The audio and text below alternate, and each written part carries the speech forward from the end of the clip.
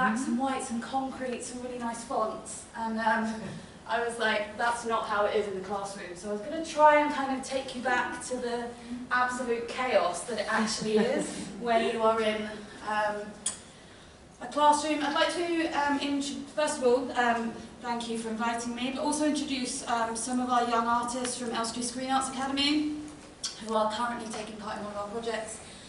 They are here to fact check me and make sure that I don't get cancelled and don't say anything that misinterprets them in any way. My name is Terri Newman. I'm on the PhD Arts Practice and Learning. I'm the Head of Creative Arts at L Screen Arts Academy for another 7 days. Then I'm going to be the Assistant Principal for Teaching and Learning at Thomas Clarkson. So I don't know why, but let's see. So in our epoch, it's rare to find a teacher who, I hope this plays. In our epoch, it's rare to find a teacher who will tell you that they actively encourage collaborative practices in all areas of the curricula.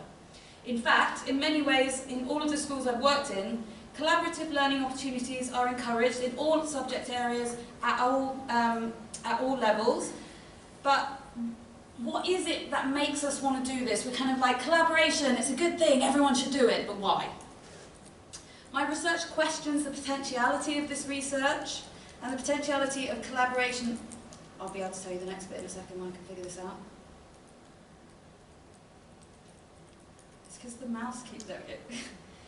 My research questions the potentiality of collaboration in the art and design post-16 classroom. I seek to bring attention to the ways that collaborative learning partnerships can develop confidence and criticality in the students that I teach. My research questions the potential of collaboration to do something beyond a kind of classroom-based activity that is just there for the sake of it. What you're seeing here, and I tried to speed it up last night, but I couldn't do it. So what you're seeing here is a co-curation meeting between this exhibition is going to be happening next on Monday. So it's going to be happening on Monday. All of the separate groups that will be exhibiting are around this table, and I put it up front because it really exemplifies the type of learning that we're trying to do with this project. And I will go into detail a little bit further on, but I just wanted to kind of show you how our meetings are structured.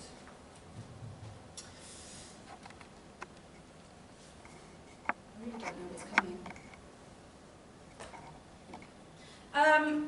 So these are my research questions. I'm going to go into them in more detail.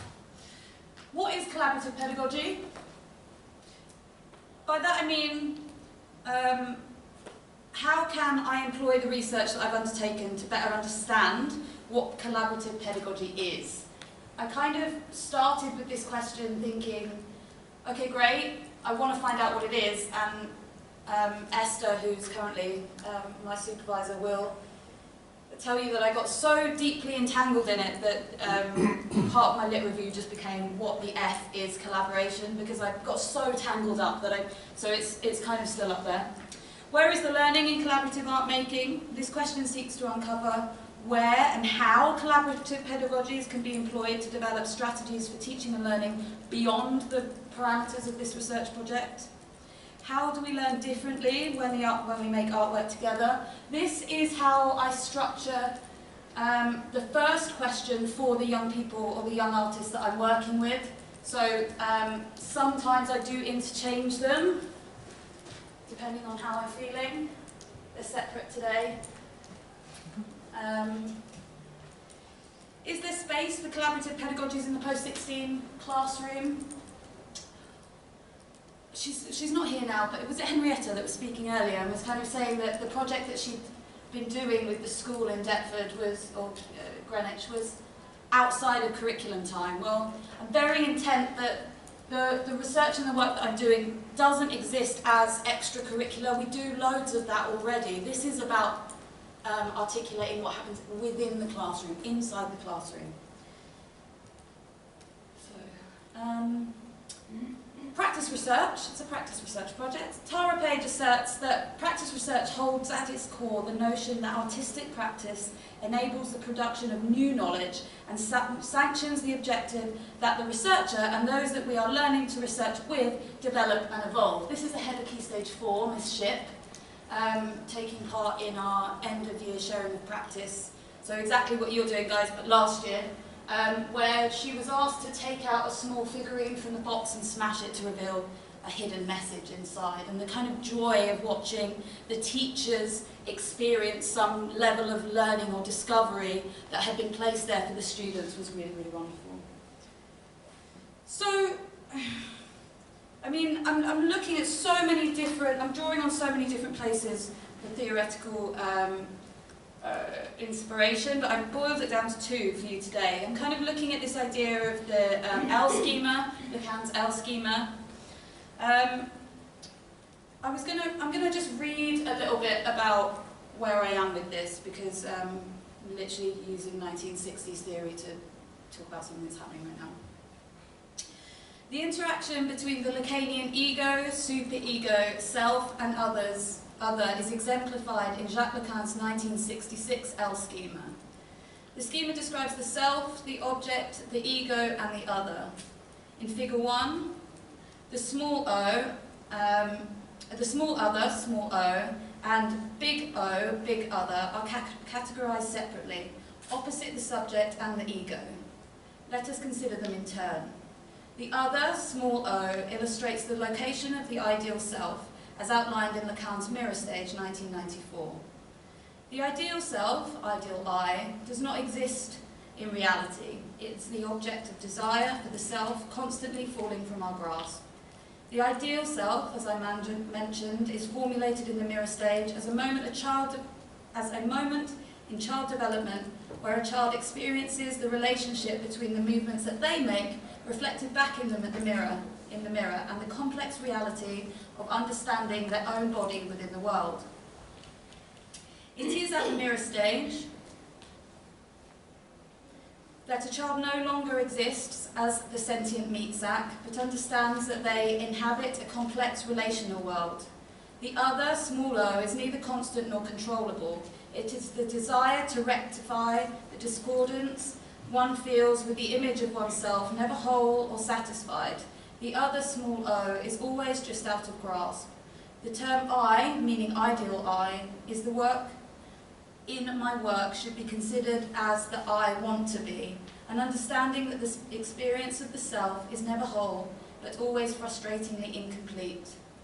Finally, other, big O, represents those outside of the self, the others, big others, if you will, and in collaborative pedagogies, this is the negotiation between the other, big O, other, small l, small o, and ego that I'm kind of articulating this triangulation of.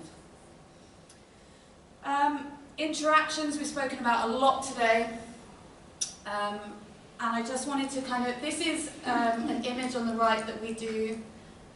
We do this piece of work every time that I run this project, where the young people are given a set of kind of prompting words, and they write down their responses and they pin them up on the wall.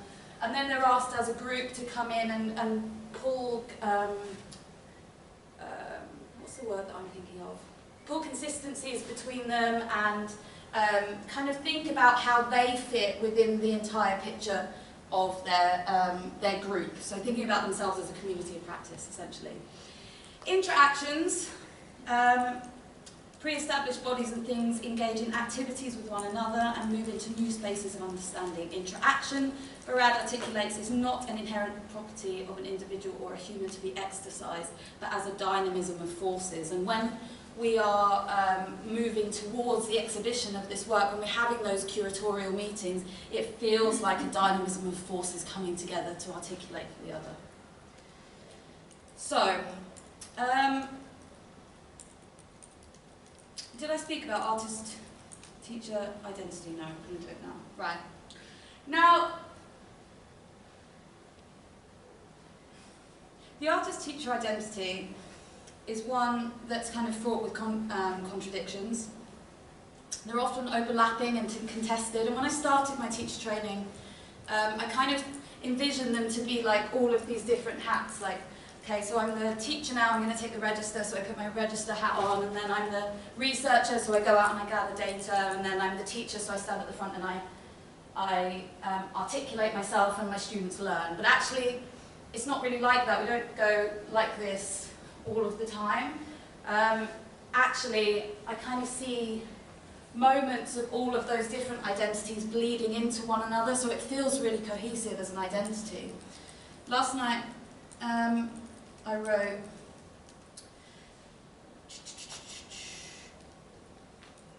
but for those who identify as such, the artist-teacher does not take off one hat and put on another. The lines become less easy to define. I'm a researcher when I formalise my experience for others, like this, but also a teacher. We're all here at the same time. I'm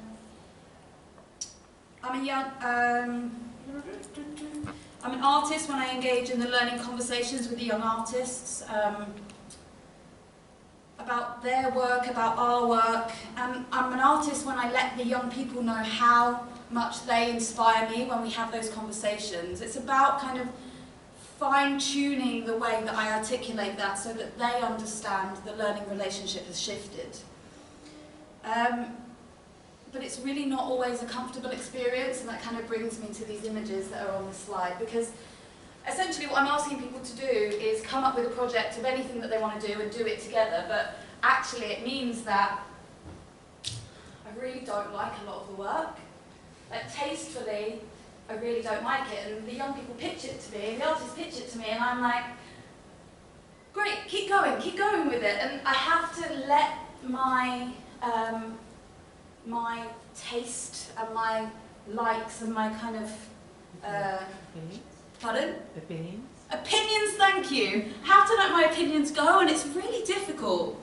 In a paper I wrote for iJade in 2001, I talk about this idea of collaboration being uncomfortable because we have to let it go. If you're running a project where you're asking young people to come to new knowledge together, to steamroller in and kind of go, well, I would have done it this way, or have you thought about doing it this way? Actually, it's not my job there. It might be my job when I'm preparing them for an AQA examination, but in these kinds of projects, it's not my job, so I, as much as them, have to shift my role. And it means that I have to enable them to go along with something that I'm like, dying inside. But it's great, and it all comes out in the end, but it is very uncomfortable. Okay, so how do we do it? This is giant on this massive screen. It was tiny last night. Okay. So there's this kind of cyclical nature of plan, present, develop and share. So in the planning stages, the young artists are developing their manifesto plans, they're doing contextual research. Then they present their work to their peers as a pitch presentation, and we teach them how to do that. Very similar to teaching them the skills that they would need to do something like I'm doing right now. They pitch their presentation, they ask for feedback.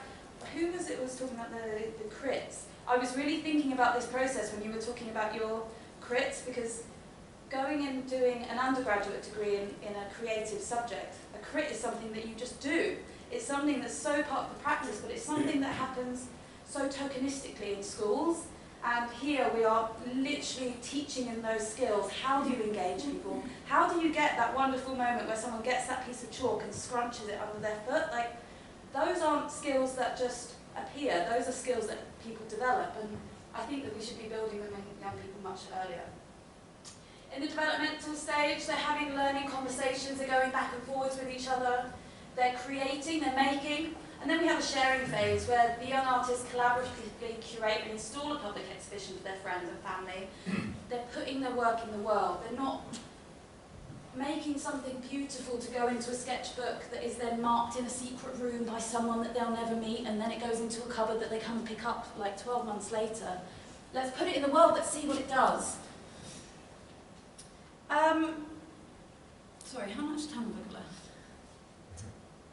You've got 9 minutes. Boy. Okay, so cartography of practice. I wanted to talk about this because these are the kind of ways that I'm collecting data. I'm collecting photographs, videos, voice memos, cut up piece of paper that they have strewn across the pages, reflection logs, which is a piece of paperwork that they fill in every week based on their experiences.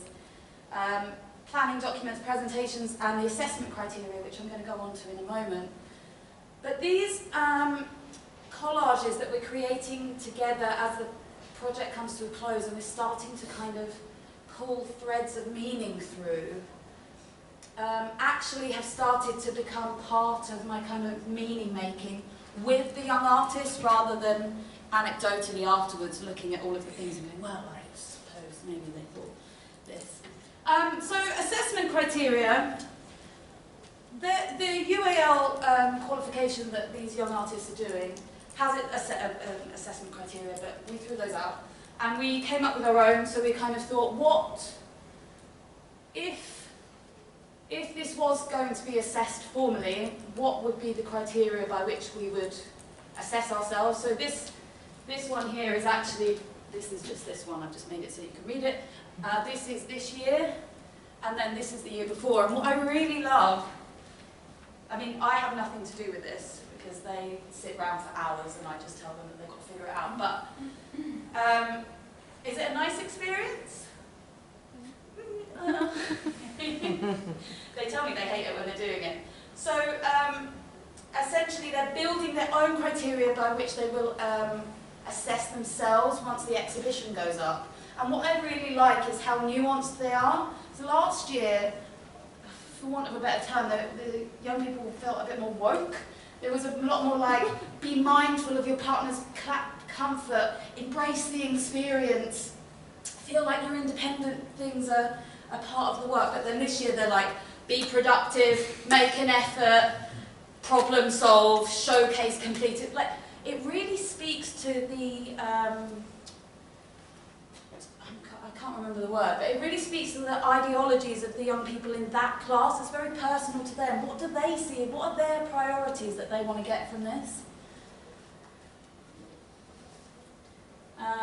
And then, okay, so this is where everything kind of changed last night. So a couple of days ago we were doing the presentation cycle where they were presenting their things, and I was going to, this section was going to be lots of lovely quotes that students had said that kind of showed you how well I'd done. But then Luca and Theo, who are behind you, and you're all going to turn around and look at them, put together a presentation that I'm really hoping, yes here, they put together this presentation, and I've just spoken to them about it outside, and I did ask them if they wanted to present it themselves, but what they've decided is that they're just going to fact check me from a distance. So I'm going to breeze through to the bits that I actually want to talk about. So they've come up with their manifesto. This is them presenting their 2 ideas for what they want to do to the group. And then Theo said, it's almost kind of like we're scientific researchers. And I was like, what? Yes, you are! You're definitely like scientific researchers. And they've positioned themselves as researchers with absolutely no guidance or instruction from me. They've kind of gone, well, this feels like we're doing a little bit of an experiment. Maybe we should wear white coats and record it like we're doing science. I said, yes, you definitely should do that. And then they started doing surveys, and they were, have you got you did like a, with the, where it was like, a hierarchy of fears as well that you did. Oh, here it is. And then they did a, what is that called again? Tier list. So they did a tier list based on all of their individual fears as a group and together. And I wrote down on the piece of paper whilst they were presenting, thank you, they're getting better, is it me or is it them? And I'm now starting to try and think, am I now coming to the stage where I'm becoming so much better at giving over to them that it has become easier for them, or are they stronger? Because I'm structuring the project exactly the same. So I'm now in the phase of trying to kind of think, what was it that allowed that to happen, and how can I pull that through in the future? I'm not going to go through the ideas because it's not particularly important, but I'm going to end with a couple of minutes for questions and these references so that my supervisor doesn't kill me. Neil?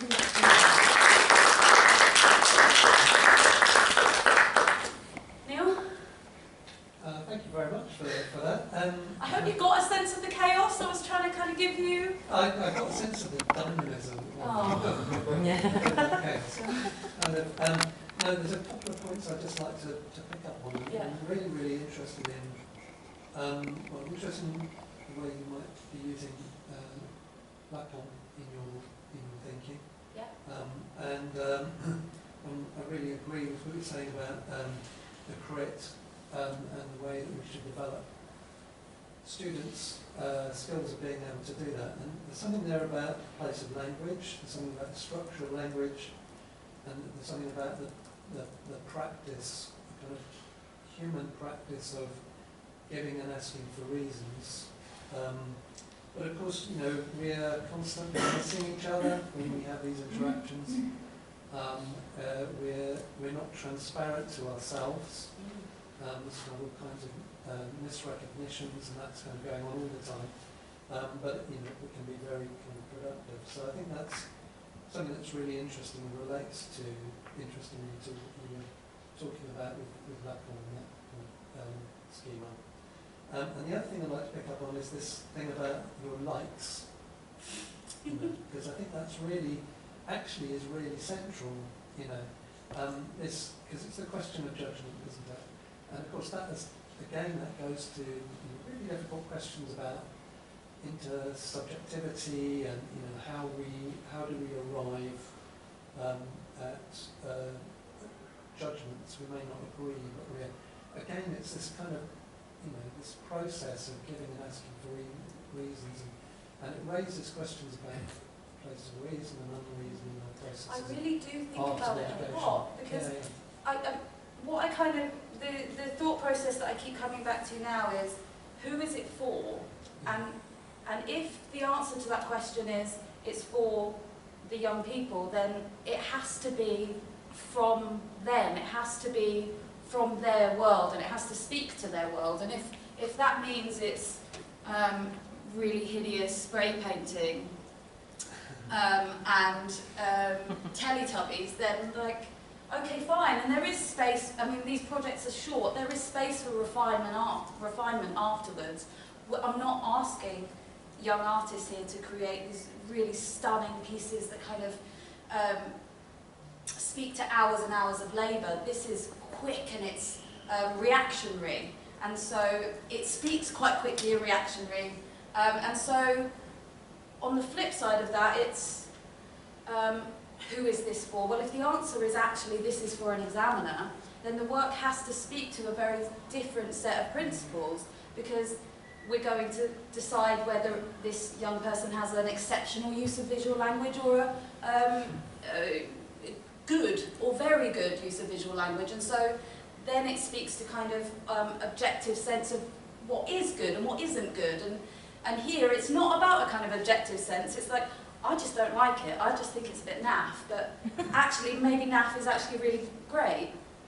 Yeah, and so what I think what you're, I haven't really got a question for you. I know, I don't. I'm really interested in what you're doing, because is that very central. Kant said we're suitors for agreement. We're always involved in our likes and our dislikes. We're always involved in this process of thinking, well, do you like what I like?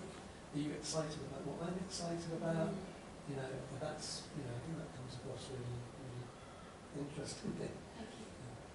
I would say that in your co-creation of that assessment task and stuff, that probably helped a lot with unleashing their, I guess, ideas and creativity. Do you feel like that was did you feel unleashed by that, or did you feel tied down by it? Didn't feel tied down. No, I agree. But I also think it would have been something else as a collaborative experience from their point of view, where I remember when I was at school and they announced that they were going to change the curriculum, and I was like, don't get it, doesn't mean anything to me. But they actually allowed us to write songs and assignments, or do a performance, or write poetry, and I was like, yes, I don't have to write an essay. And I always would pick the weird creative ones or whatever, and having that experience of being able to kind of formulate my own. Yeah, definitely. Way. It gives you much greater sense of ownership. Yeah. I'm aware there was one more, but I think we're out of time, aren't we? Please do continue questioning in the lunch break if you like. We Yeah, actually thank you. do have a break now between 12 and 1. Unfortunately, we haven't been able to stretch to lunch for everybody, but there's some biscuits here. There's a cafe in the